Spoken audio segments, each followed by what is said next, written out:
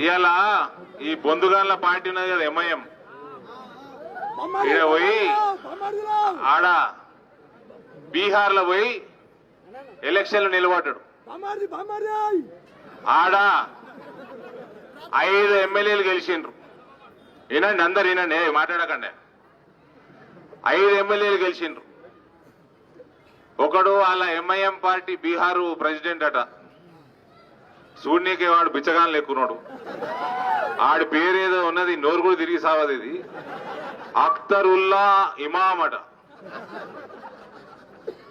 ప్రమాణ స్వీకారం చేసేటప్పుడు ప్రమాణ స్వీకార పత్రంలో హిందుస్థాన్ అన్న పేరుంటే హిందుస్థాన్ పేరు తీపిచ్చేసాడు.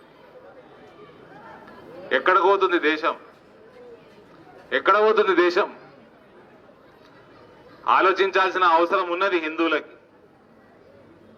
ఈడనేమో హైదరాబాద్ ని భాగ్యనగర్ ఉన్నాం, ఇంతకు ముందు ఉన్న పేరు పెడదామంటేనే ఈ మొగతనం చచ్చిపోయిన కేసీఆర్ కుటుంబం పనిచేయదు, పలకరు. అసలు మీరు మొగ పుట్టుక పుట్టినరా? అసలు మీకు మొగతనం మిగిలిందా కల్వకుంట్లలో అడుగుతా ఉన్నా. వాడు ఆడ పాత బస్తీల ఎమ్మెల్యే అక్బరుద్దీన్ ఓవైసీ వాడు జుక్కేరైతేనా చంద్రబాబు నాయుడు జుకా, రాజశేఖర్ రెడ్డి జుకా, కిరణ్ కుమార్ రెడ్డి జుకా, కేసీఆర్ బి జుక్తా. జుక్తాయేనా అన్నాడు, అనడా లేదా? వీళ్ళందరూ వేరేలు పోను కానీ రాజశేఖర్ రెడ్డి గారిని అంటే నాకు కూడా కోపం వస్తుంది.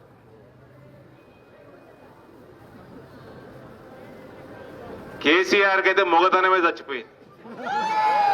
ఇప్పుడు ఉన్న కాంగ్రెస్ వాళ్ళకి రాజశేఖర్ రెడ్డి గారిని అంటే ఒక్కడు రియాక్ట్ కాకపోయా. ఆ కాంగ్రెస్ వాళ్ళ మొగతనం చచ్చిపోయింది.